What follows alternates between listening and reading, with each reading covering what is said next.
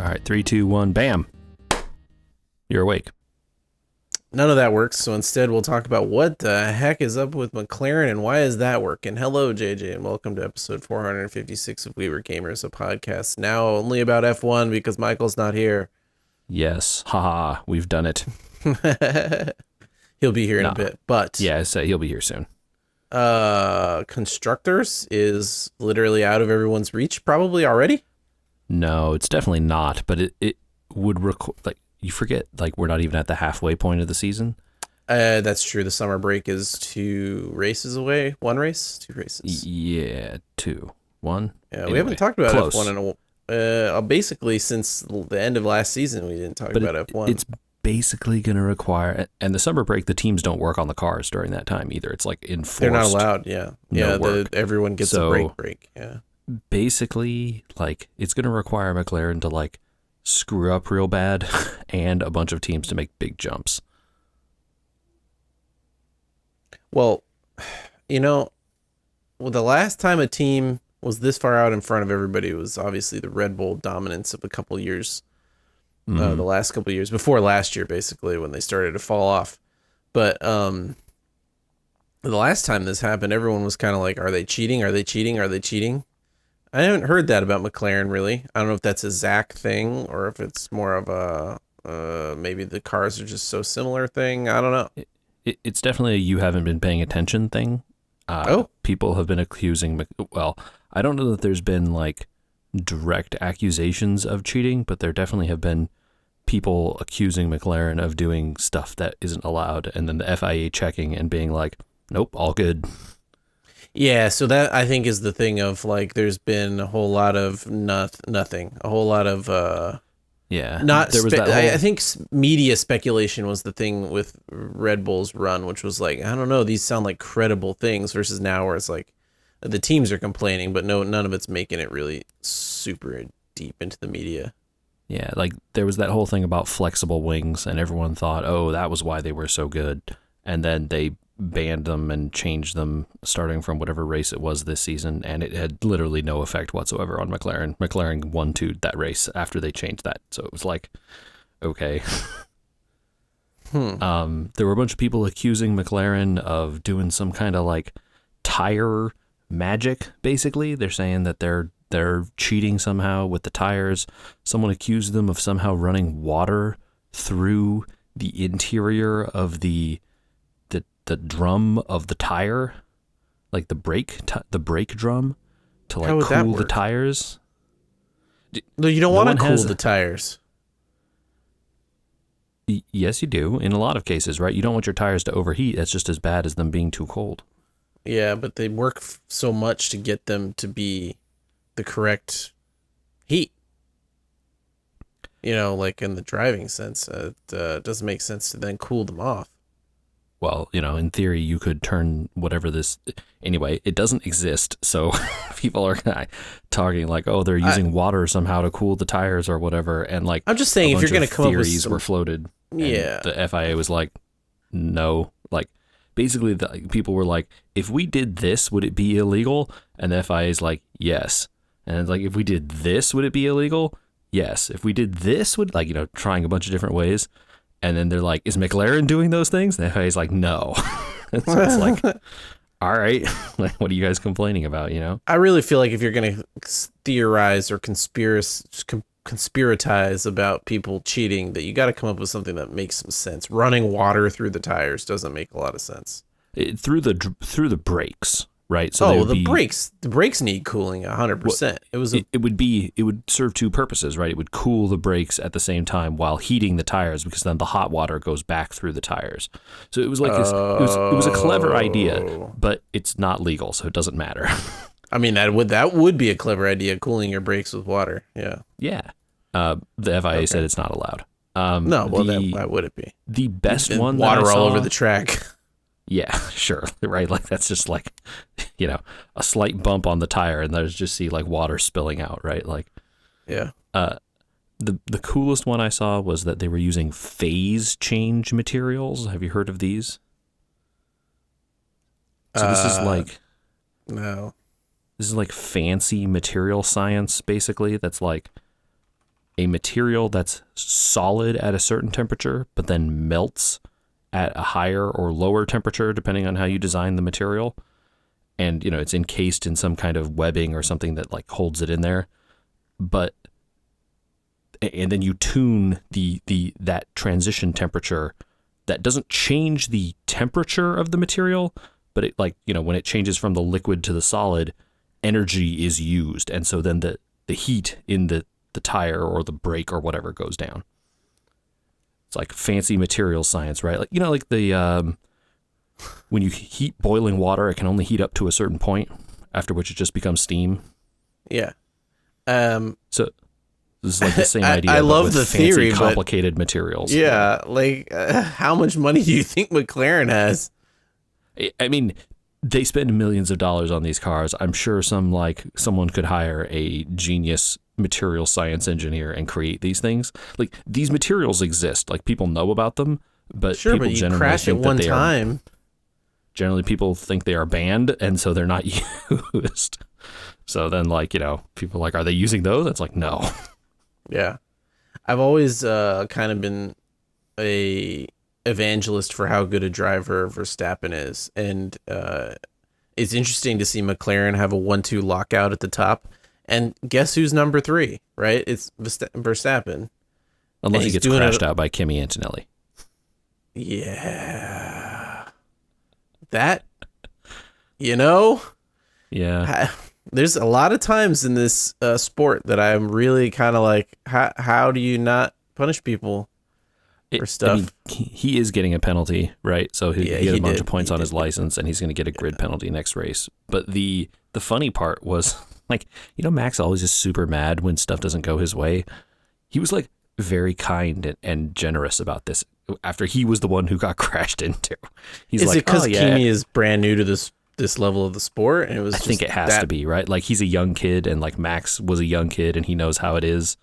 And it's oh yeah, everyone's done this, no big deal, even though it completely wrecked his race. Maybe it's just because him and Kimi probably have the same mentality about how to race, that he's game, recognized game sort of thing. Could be, yeah, could be, yeah. They're both kind of barnstormer drivers, right? Just can't be in the back kind of guys. The famous racing quote from whoever that guy was, that's if you see a gap and you don't go for it, you're no longer a racing driver. Something like that. Oh yeah. It's probably Ayrton Senna, right? Yeah, that does sound like a Senna thing. I just feel like the Red Bull car must be so much worse than people know. If he's in 100%, that's right. If he's in 3rd and the other Red Bull car is in 17th, and obviously Yuki Tsunoda is not the answer, right? Right. Yeah. He never was at RB, and he never was gonna be at Red Bull, and they're done with this experiment, right? And I think, I think what it is it just proves that car was always undrivable. And then in retrospect, it makes Perez look really good, right? You're like, oh, Perez sometimes got 10th. You're like, whoa, he must actually be way better than we thought. Well, Lawson had trouble with the RB when he moved up last season too. That was this season still? Oh my God. Well, no, he moved up to the end of last season, didn't he? No, a few races. That was this season. Yeah, he moved up this season. Oh my God. He started there this season. He started there this season, and then they moved up Yuki, and neither one of them can. Neither one of them can drive the car. I think it's just very clear that you are 100% right. That car is completely undrivable if your name is not Max Verstappen.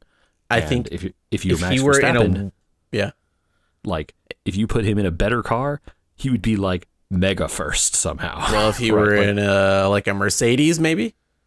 Yeah, so that's the hot rumor that's been flying around the paddock and being reported by all the F1 gossip sites, that Toto Wolff and Max's people have been talking. And it is known that it's been reported on by a bunch of respected F1 journalist type people that Max has a clause that he can activate in his contract that will get him out of the giant extension he signed to Red Bull, when he can be a free agent. Yeah. I imagine that means he is being gracious to Antonelli for two reasons then, because they ain't going to kick Antonelli off. He's been doing great. Well, Antonelli has a contract, right? Like, notably, George Russell does not for next year. Bye-bye, George. I think that's like, that has to be what's going on, right? Is Toto is going to pursue that until it's dead. And then if Max says no, which I kind of feel like then he's not going to say yes, then George just all of a sudden gets a 3-year extension or whatever, right? Do you think Max will stick around with Red Bull? The question is, would he rather, and maybe, who knows? I don't know. But would he rather have the team that is catering to his whims, or would he rather be on a team that maybe isn't catering to his whims as much, but might be better? I mean, not to throw too much shade, but I'm seeing Alex Albon sitting there in 8th place in a Williams. Yeah, dude, that Williams is looking pretty good, man.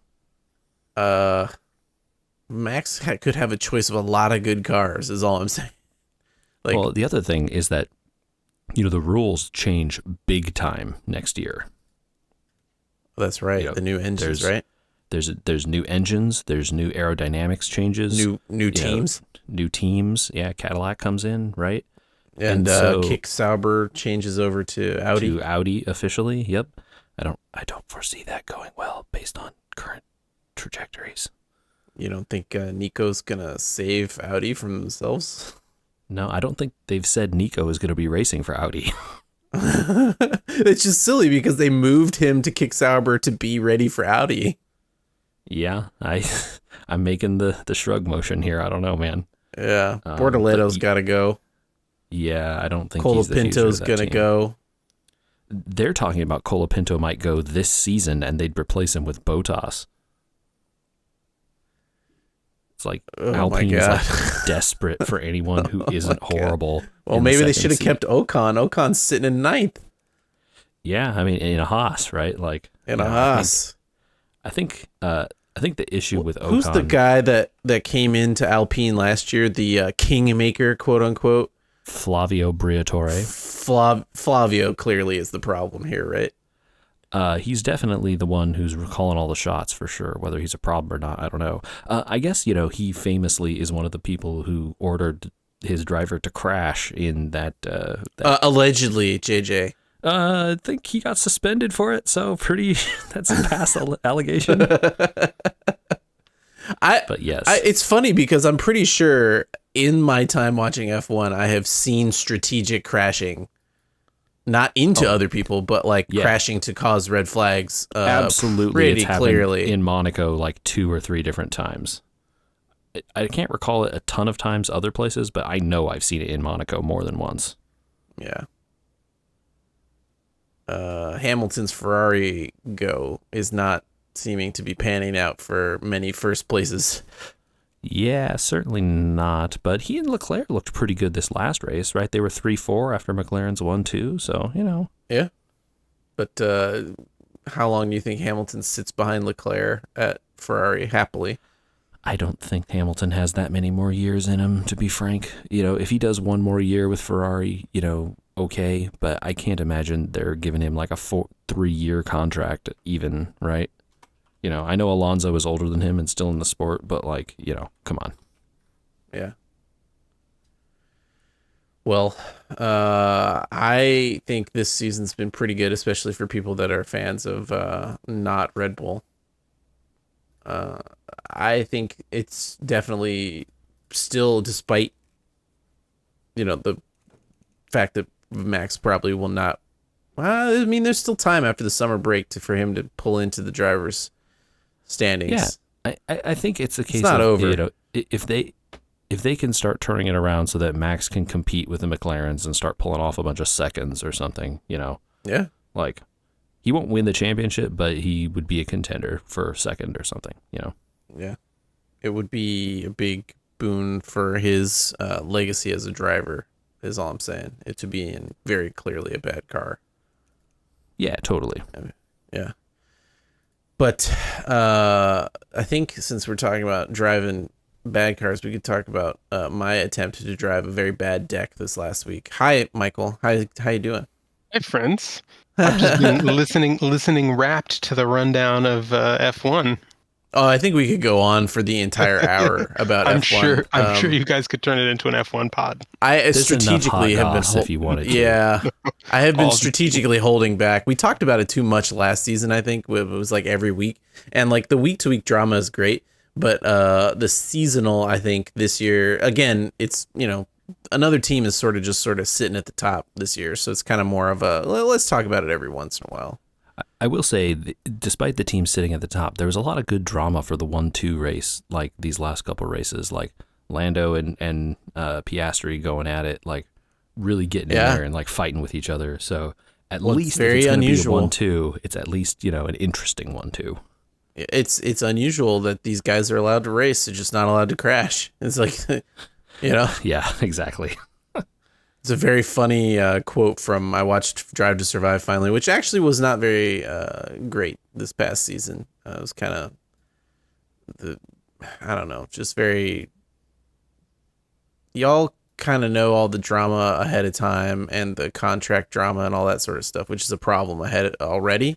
But it just didn't seem like it seemed very disjointed, and it didn't seem to be telling a very good story. At the beginning through the end, and it was just a kind of a mess. But that's where I think Flavio does not look very good as a team principal, and it also kind of lets you pull back a little bit and say, oh, okay, maybe this stuff is bigger, But I want to pull back a little bit on Magic too, JJ. Now I don't want to not talk about it more, but I do want to take a wider look at how you feel about the set as a whole as we get ready for 1 month of just Final Fantasy towards the next set, which is Space, and how you've been doing in drafts and stuff. Because I think after I think I'm on my 6th or 7th draft, that there are deck archetypes in this draft that work, and there are a lot that don't. And it's a narrower meta than I thought, despite there being a lot of good cards that will probably make their way into Standard. And we got to talk about those bans too. Well, I'll go ahead and tell you, the only card so far that has made its way into Standard is Vivi. Nothing else, basically, tournament level wise. Right. That Michael was before Vivi. the bans, of course. Maybe after the bans, a couple more creep in. Vivi, Michael, right? FF9, yeah. Yeah. He's my boy. So I can't remember all of his abilities off the top of my head. Let's see. If you cast a spell, he it has to be a gains non-creature spell. Non-creature spell. He gains power, right? Okay. No, well, yes, but not in the way that he gets a +1/+1 counter when that happens, and he deals 1 damage to the opponent. Yeah, and then he deals 1 damage to the opponent. Their body damage, not creatures. So already pretty good there, Michael. Considering he's 3 mana? He's a 3 mana 0/3, so he has no power to start with, but you cast one spell, one mana spell, and he's now a 1/4. And that's a pretty decent rate for a 3 mana card. Once per turn, Michael, what if you just had extra mana to cast more spells to make VV stronger? You just keep stacking on 1/1 counters. Oh, yeah. You could exactly. just keep stacking those on if you could cast a bunch of cheap spells, and like having mana is hard to do and ramping's hard to do. But what if there was like some other card that could just like give you extra mana? Wouldn't that be good? That feels good. What if it was just the same card that also gave you extra mana? Wouldn't that be great? So it's just self-sustaining then. Once per turn. Vivi's ability costs 0. It has a cost for some reason, which again is insane. Why? I wonder if that's a interaction. I guess. And then it produces mana equals to Vivi's power. So yeah, if you use it while you haven't cast a spell, you get nothing. But as soon as you cast 1 cheap spell, now it makes 1 mana. And then, you cast more spells, and it goes up and up and up, and then all of a sudden, it makes 5 mana now. Now you're thunderbolting people's faces. This feels very, very broken very quickly. The standard meta seems to think so. I think the other Final Fantasy card that's starting to penetrate now in the light of the bans is Cecil, the 1 mana black Death Touch guy. Oh, right. That switches when you lose half your life. Yeah. I don't know that you even care about the second part, although it's good. Yeah, 1 mana 2/3 death touch is hot, and yeah, you lose some life or whatever when he deals damage, but he's not there for that. He's just there to sit in the way and basically be unkillable. And or attack basically with unblockable, because what do you want to do, lose your giant guy to this 2/3 1 mana guy? that also probably comes back later really strong. If you do, I don't know. I have played a lot of games of draft. I haven't played much with the cards outside of draft, but it seems to me like white came out really strong, and Orzhov black white also very strong. Red white very strong. Lots of white being very strong, and also if you don't include weapons or work your deck around weapons, it better be real tight otherwise, right? Yeah, the red-white weapons archetype in draft has been very good from my experience with it. I've only done like 3 drafts, although I did pull off a full victory in one of them, so I can't complain too hard. Yeah, I've had a full range. I've had some 5-win drafts. I've had a 7-win, and I also had an 0-3 trying to do blue-white, which was terrible. Yeah, I feel like this happens every single set, right? They design all these archetypes every time, and they're like, oh, this black green is like graveyard reanimation or whatever, and you're like, okay, and you try to do that and it just doesn't work. Yeah, my best deck was black red actually. I'm talking generally, and just some sets. Like some of the color combos just aren't as good as the other ones, and that's just always the case. Yeah, and especially once the set's been out for more than a few weeks, everyone figured out what's good. Well, if it's not going to penetrate standard, do you feel like maybe the theme of Final Fantasy is great for collectability and actually a decent amount of fun in draft because all the cards are Final Fantasy? And Commander will probably have a good amount of Commander cards. There's a lot of them that seem like they're made for Commander. But if it didn't penetrate standard because of the theming, right? Like maybe the next set, which will be more magic focused, even though it's spaceships, will penetrate standard better. I think a lot of the issue with the penetration into standard were the extremely powerful cards from the ones that all got banned, right? Like there was standard had become like a 3-turn format basically, where you were dying on turn 3 to Corey Steelcutter, you were dying on turn 3 to Omniscience being reanimated, you were dying on turn 3 to these aggressive mice packages. Yeah, and that just kind of bullies out anything in the format that isn't just hyper focused on whatever it is and can do it immediately. Removal, or nothing else. You got to play another fast deck. Yeah, and also it not only fast, but it has to then be hyper efficient because all these cards are like 2-for-1ing you all the time, right? Corey Steelcutter, you can't remove it efficiently without spending 2 cards because it creates a monk, and then if you delete the monk, you still get the weapon, or you delete the weapon, you still have the monk. Yeah. That's, I think, why weapons in Final Fantasy Draft are so strong. It's like, look at all these cool things that stick around the rest of the game, and also they come with a body, and they're cheap. Yeah, exactly. And that's cool in the limited format, but then in standard, it's much harder to deal with efficiently, right? And efficiency and speed is the name of the game in standard. So with these bans, I think hopefully the format will have slowed down a little bit.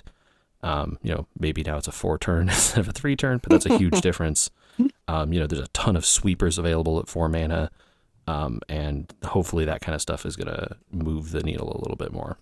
My Infinite Mice is doing pretty well in this new meta. Hopefully you mean Infinite Rabbits, because I think the good mice all got banned. Rabbits. That's what I meant. Rabbits. Yeah.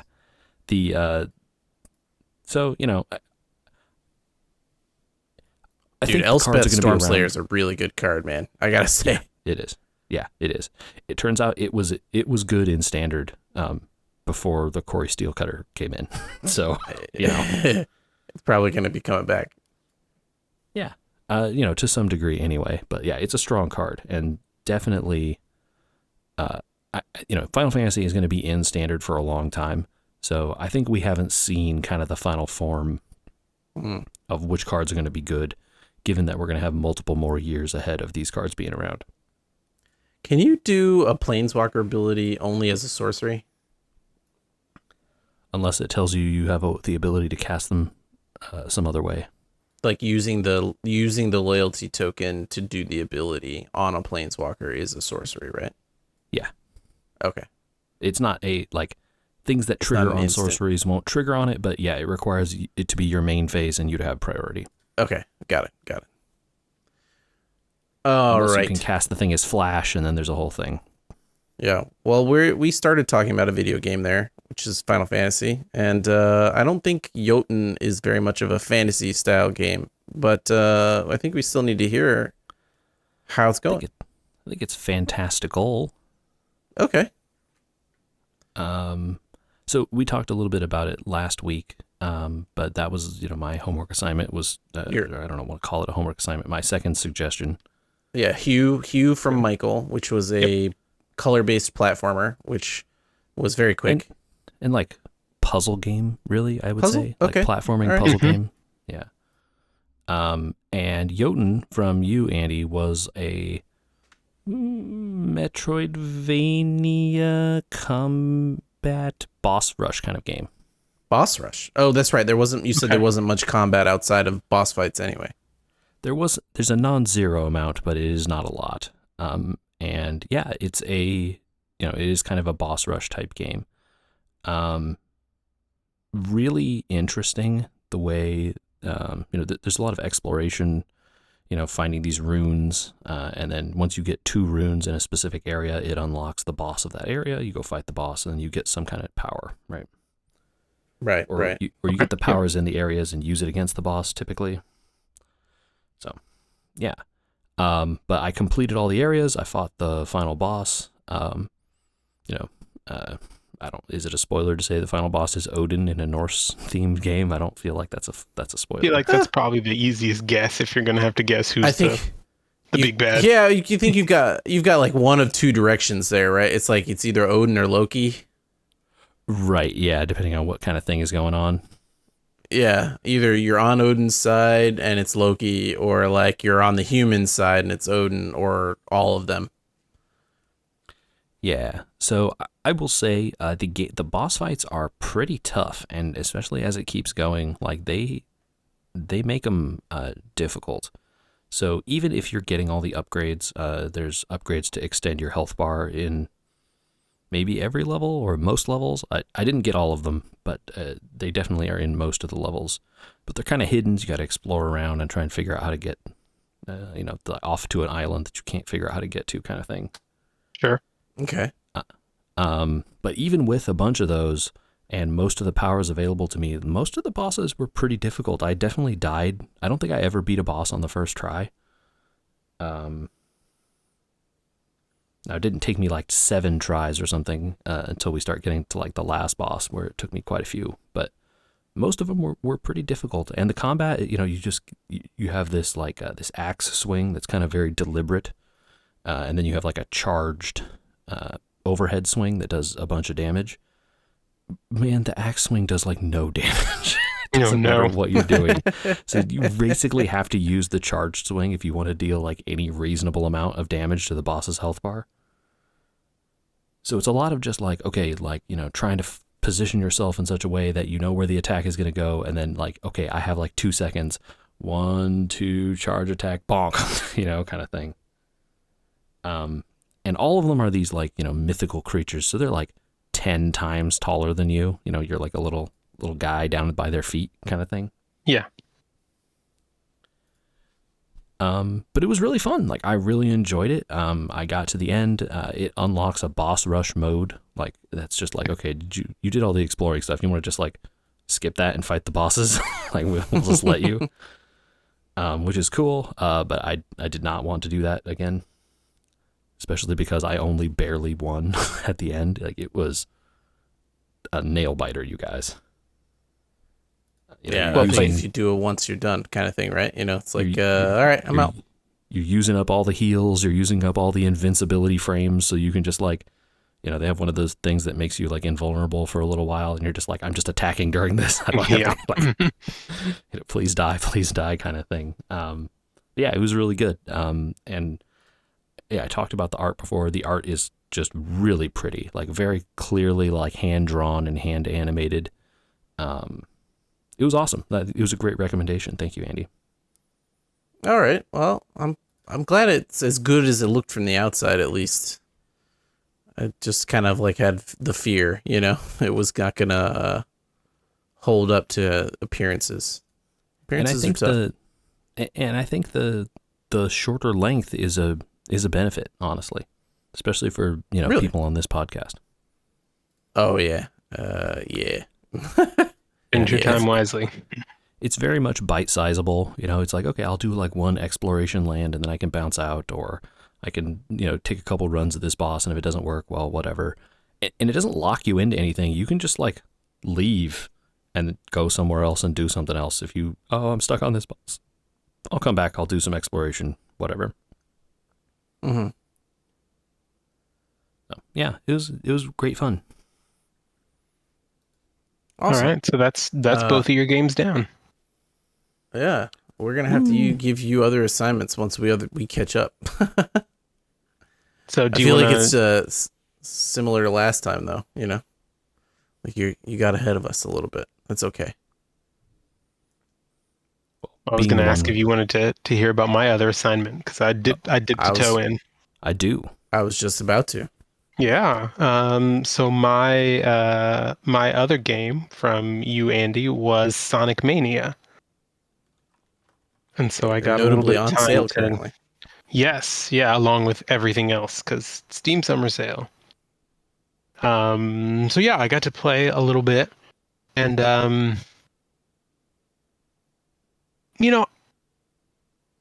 think the thing that gets me with Sonic games, I think it's the momentum physics. It is very the acceleration. Seems, I'm not totally sure if I can say what exactly it is, except maybe it's always been the kind of thing that has always felt whenever I pick up a Sonic game, like the way that he moves and accelerates, and like when he slows down and when he speeds up, is just like slightly out of my grasp. Right, like if I'm playing a Mario game, to give you a comparison point, right? Like I know how Mario moves, how he speeds up when I hold down the run button, how he slows down, how he stops and like goes back the other direction.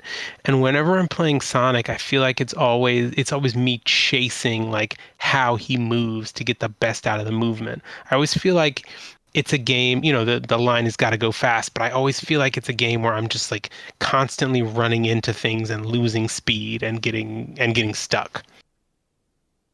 Uh-huh. But are you just stuck, or do you just want to be going fast and it's not letting you go fast? I mean, part of it is that I just want to be going fast, and maybe my own familiarity with the game gets in my way of doing that. But I also feel like, and this I have always felt, is that the non-linearity of it, which has always kind of been a hallmark of those games, right? Like there are 4 or 5 different ways to go to get through any level. Always just leaves me feeling like, well, which way am I supposed to go? What's the best way to go? Or is it just you're supposed to go as fast as you can until you hit something and then go fast in a different direction? See, the hit something is the part that I sometimes struggle with. And that's why I'm like, do I just not like the design of these games? And why I wanted to see other people's opinion. You get going so fast. It's like the point of this is for me to like jump and line up and do the thing. And then once I start going and I'm looping through upside down loop-de-loops and flying off in the air and all that sort of stuff. And then you're going so fast, you can't see what's coming, right? At a certain point, and there's no way to change direction when you're doing the Sonic thing. It's not like you can be like, okay, when I go off this jump, I'm going to hold up so that I go up higher. I'm going to hold down so that I make Sonic go down or whatever. It's just like Sonic goes off the jump, and then level design says I run in smack into this wall. Right. Or there's But I have never run or the a spider that you can't. but I've never run the level before, so now I've lost all my coins or whatever, like but you can't run the level at low speed to learn the level because then you don't know where all the jumps are. It's just it's a type of level design that I feel like as I've tried to play Sonic, that I wonder if I just don't connect with. Like you said, a Mario game, you're running at a pace where you can understand what's coming. They build the levels so you understand as each level goes what you're expected to do, what things look like, what, all these things are, and then they could trick you later by making things look like other things. But I don't know, with Sonic Mania, it was like, you played Sonic before, here, go. Yeah, I guess to me they've always just felt like games that reward you for playing the same level over and over and over again and memorizing the routes and the patterns. And I don't think that's the experience that I'm looking for out of it. I think that's the nail on. I think that's the nail on the head there. Like, I feel like the old, like, original Sonic games rewarded you for memorizing the routes. And it's like, oh yeah, on Green Hill 1, 2, or whatever, you break this one wall, and then you get a jump, and you're up on this, like, top zone, and you can, like, jump over half the level when you're going at full speed or whatever. Like, I feel like that's the stuff that I remember about Sonic, the early games. I haven't played Mania, so I guess I don't have a direct comparison there. Yeah. It's a good question. Yeah, so I don't know. Maybe it's not for me. We'll see. I might give it a little more time, but I didn't give it to you as a trap. I gave it to you as a I think you do a lot. You liked Ori. I think you've played Hollow Knight and a couple other games. It's not like you don't like things that scroll sideways. And Celeste is a big thing of yours. Sonic is not those games. But Sonic moves like those games, and I think that's what it trades on. And there's a lot of people that love Sonic, and it's weird to say something like, I don't think I like Sonic. So, understanding if it was just Sonic Mania, understanding if it is something that we all like have grown out of. Like, I think it's an interesting experiment to try these types of games again at this point for more than one person. Agreed. Nice. Okay. Yeah, that's part of getting older, recognizing that things aren't for us, right? It's funny because I just I got an email about getting that EGM book, the Electronic Gaming Monthly Compendium, the look back. And I don't know if it's part of the thing that it affects me, where it's like I gotta control myself from like trying to collect everything. But I think also these magazines, we grew up at a time where the magazine told you the games that were good and the games that weren't. And if you didn't like all the games that were good, and if you didn't try to play all the games that were good, you weren't playing the games. Versus, because that was of the age, right? You're not of the age to know, like, I tried this thing and it's okay for me to say I didn't like something that's good. Sure, yeah. Yeah. I think also there was an element of, like, there just weren't as many games, period.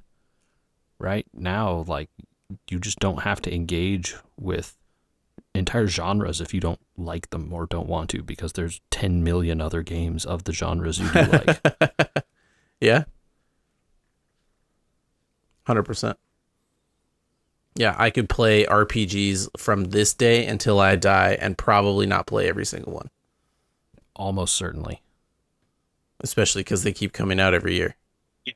Certainly. Time, why do you keep going forward? Please. Well, if we're gonna play more games before we die, JJ, someone's got to play a new one around here. Oh, I guess that falls to me. Yeah, I have been playing a relatively new game. I talked about wanting to play it before, but I dug into Obscur Expedition 33. Yeah. Oh man, You guys, how do this the game French do rules. making a video game, man? Yeah, Oh, they're good. okay. This is good. This game game is rad. You guys should play it. It's awesome. Booting up Steam right now to see what the sale amount is on this situation. Yeah, maybe hold Pretty on. new, so Yeah, I would maybe hold on the sale situation. I see. But definitely put it in your idea hopper for stuff to go back to. It's turn-based combat. It is Love that. It's an Sure RPG. love that. It's got leveling. Each character has unique systems, so that every character, like each character in your party, has like their own kind of thing going on in combat. One character wants to constantly be flipping back and forth between various stances. Another character builds up charges every time they attack, and then they have a different attack that they can unleash that does like a huge amount of damage when the charges get full. Another character builds up these like points based on the elements that she casts, and then when you have a full set of points, you can do different kinds of attacks based on what points you have and what colors they are. Okay. And those are just like the first few characters. There are more that show up later, at least one more that I have, and their system's also totally different. Really? Yeah. And I mean, but like not even overlap, huh? To get you like training or anything? no overlap whatsoever. All of them have all their own skills, all their own abilities, completely different. But, at the end of the day, you're still attacking and damaging the enemies. Maybe, this character has an ability that inflicts burn, and then this other character has an ability that if they're burning, you get bonuses, right?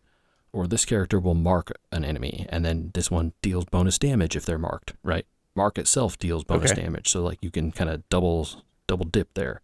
Teamwork. Exactly. Yeah.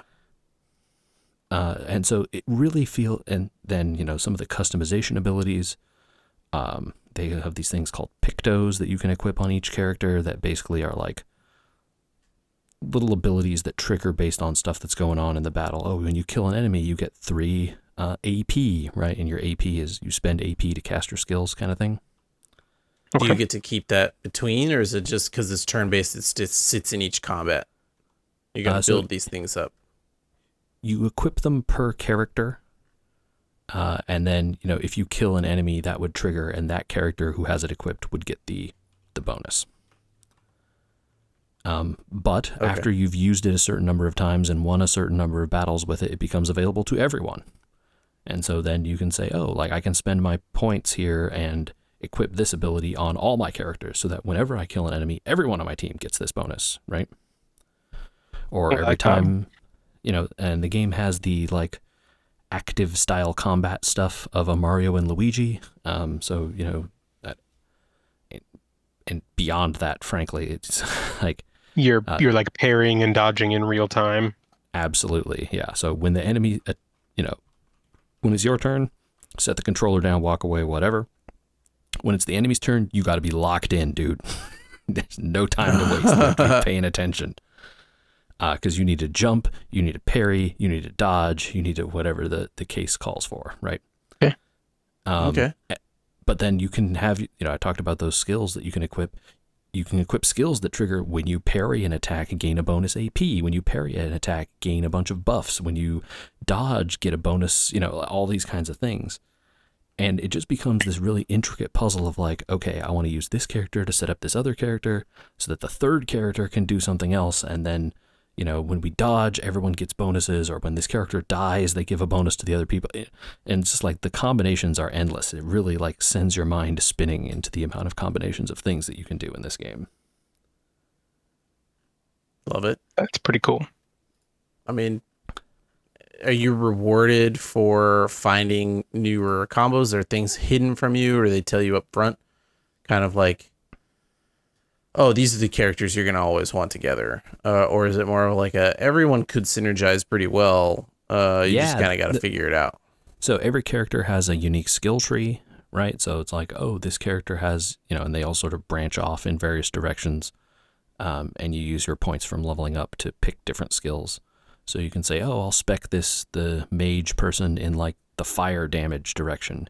And then on this other person's tree, there's skills that either do fire damage or help with burning damage or, that kind of stuff. So you can do those kinds of things.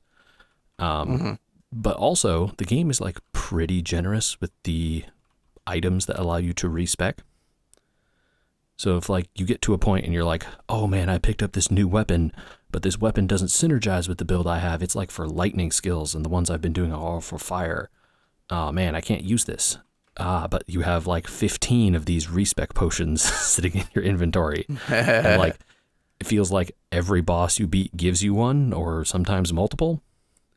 And so then it's just like, well, whatever. I'm going to chug one of these and now I'm a lightning character now today. Right? And so it's really like non-committal about just letting you try stuff out. And you can always do the old save, use it, try it out. If you don't like it, go back, right? Sure. They're really not precious about that stuff. So yeah, I've been having like a really great time. It gets rave reviews, man. I mean, yeah, shoot, I've been talking all about the combat, and I haven't talked about the story, which is great too. Like, I am into the story it's telling so far. I think it has a fun premise, and it sets it up, and now it's going places. They don't hold your hand necessarily, which I think is a big problem a lot of RPGs have sometimes, where they like kind of lay everything out for you, like pretty directly, exactly what's going on. Yeah, not usually my cup of tea.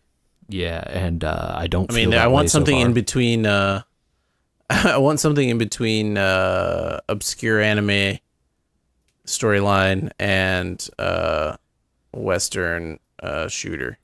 So somewhere between here's exactly what's happening and Evangelion, right? Yeah. And we're definitely in that middle ground here. They set up a bunch of really interesting ideas about the world, and they kind of don't explain any of them. There's kind of a lot of mystery about why things are like that. You're going to stop the paintress and this number that gets painted that causes people to die at that age, but kind of why any of that is completely unexplained. And what's going on here is like one of the central mysteries you're dealing with. So far at least they've been making some interesting moves, and I'm super curious to see where it goes. So yeah, it's great so far. I'm really into it. All right, well, this just got dragged way up my wish list. I just moved it to the top. Yeah, I'm playing on PC. It seems to run pretty well. I have it VSync limited to 60, so it's not like trying to, run at 8,000 FPS or whatever. It runs pretty good on my PC. I will say I can tell the like pre-rendered like cutscenes and stuff, the like movies they play sometimes are definitely 30 FPS. I wish that stuff was like matched the frame rate that I was working at. That's kind of a nitpick, but I otherwise, wish like that I could figure out. Yeah, no real like performance issues beyond that. That's nice. I've been struggling lately with VSync or possible VSync issues of my own. I can't figure out why magic causes my screen to flicker black when effects happen in the game. I don't understand what's happening with that. I've tried a lot of different internet settings. Is this on your phone or your PC? No. PC, yeah. No. Are you're playing it through Steam? Yeah. Okay. Maybe try re-verifying the game files, and I know that's like that's the a good cliche idea. thing, but That's not a bad idea. And, after that, go with God. I have no other idea. Yeah, we'll verify some game files. Why not? Yeah. Won't But, take but a few minutes, and then it's kind of all I got. Yeah. If in the meantime people want to verify their game files, how could they ask for help with that? They could send those questions to podcast@weweregamers.com. We'd be happy to help you out. Okay, well, happily help me out right now because I don't actually see verified game files anymore. I think it's in there somewhere under one of those menus, manage or something maybe. Yeah, I'm under manage, hide, mark, no, backup, browse. I guess you can always uninstall and reinstall, but that's like maybe I'm not more gonna effort. do that. I don't think it has anything to do with the installation. View integrity, verify installed correctly. There we go. We found it. There It's it under is. installed files. We got it. YouTube, right? Yeah. YouTube.com/@weweregamers. You can also find us on Facebook and Blue Sky. I think I want to Tell build us, a Esper. Tell us what? Oh, I was going to say, tell us what game you're looking forward to on everybody's favorite upcoming holiday, SGDQ. Oh my gosh, Oh, it starts yeah. this week. Sunday. Sunday, the 6th. Is it this Everybody week or should next watch. week? It is this Sunday. Sunday the 6th. Dang. All right. Heck yeah, man. I love the summer one because I get more time with it. Absolutely. I was looking at the lineup today. There's some good games in there.